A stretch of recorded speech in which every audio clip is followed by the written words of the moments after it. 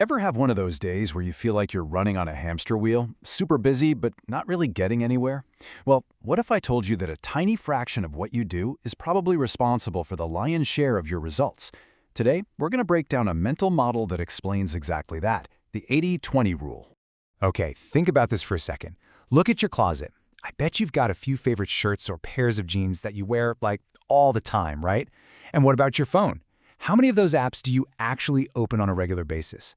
If you feel like a small handful of things gets most of your attention, you're not imagining it. It's a real pattern, and it shows up everywhere. And that pattern, well, it reveals our first big idea. We're often led to believe that all our effort is created equal, but the truth is we live in a fundamentally uneven world. Right, so this is the absolute key. Our gut tells us that 1 hour of work should equal 1 unit of results. Every customer should be just as valuable, but that's almost never true.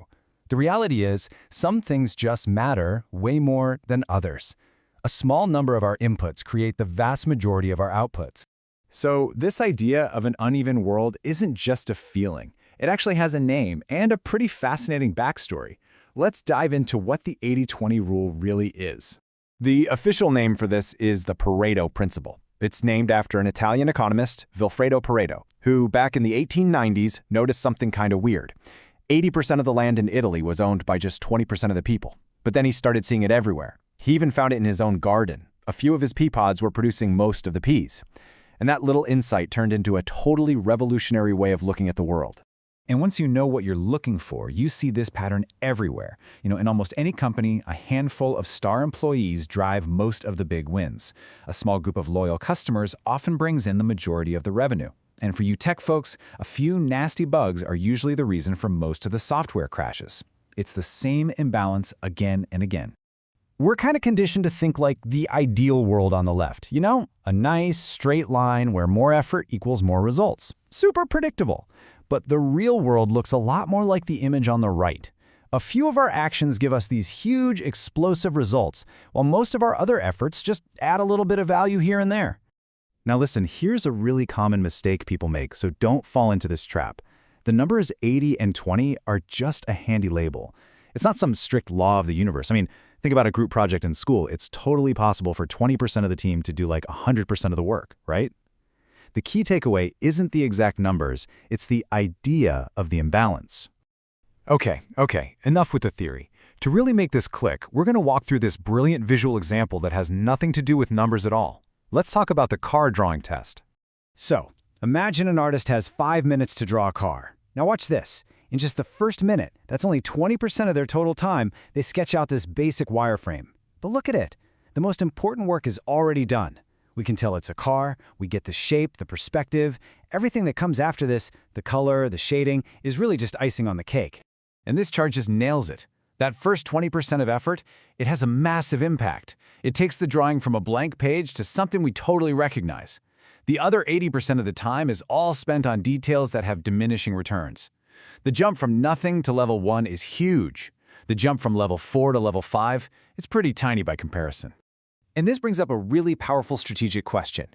If your goal is to land on the best idea, is it better to spend 5 whole minutes perfecting one drawing, or to spend 1 minute each on 5 totally different concepts? A car, a truck, a boat. The 80-20 rule really pushes us to think about what the highest impact activity is for our actual goal. So how do we actually use this? How do we take it from a neat idea to a tool we can use every day? Let's get into how to put the 80-20 rule to work for you. The whole game is about identifying what's called the vital few and then just doubling down on them. If 20% of your team drives most of the results, you need to invest in them. If 20% of the bugs cause all the headaches, you fix those first, period. If 20% of your customers bring in most of the cash, you make absolutely sure they're happy. It's all about strategic focus. Let's make this super practical. For any writers out there, instead of spending an hour polishing an idea that's just, okay, the 80-20 move is to spend the first 10 or 12 minutes brainstorming 5 different ideas. Why? Because choosing the right topic is the 20% of effort that's going to give you 80% of your impact. It's the exact same logic for designers. The slow way is to sink hours into perfecting one design right from the start. The 80-20 way is to whip up several rough, quick versions first. This lets you find the strongest concept before you pour all your time into the tiny details. You're making the most important decisions first. And hey, this works for learning too. Don't just start reading the first 3 articles you find. Spend 20% of your time, maybe an hour, scanning a whole bunch of sources to find the vital few that are actually gold. Then you can spend the rest of your time really digging into those. The quality of what you learn will go through the roof. Okay, but wait. It is so tempting to see this rule and want to apply it to every single thing in your life, but that would be a huge mistake. The 80-20 rule has limits, and knowing when not to use it is just as important as knowing when to use it. This quote says it all, really. The Pareto Principle is an observation, not a law of nature. You got to think of it like a useful tool, or maybe a pair of glasses that helps you see the world differently. It is not a law of physics like gravity. And this slide shows you exactly why. I mean, you can't build 80% of a bridge and hope it stays up. You can't paint 80% of the Mona Lisa and call it a masterpiece. When the goal is absolute, top-tier quality, or mission-critical safety, that last 20% of effort isn't just details, it's everything. In those cases, you absolutely need 100%. So, as we wrap this up, I want to leave you with a question to chew on. Because the real power of this isn't just knowing about it, it's actually using it.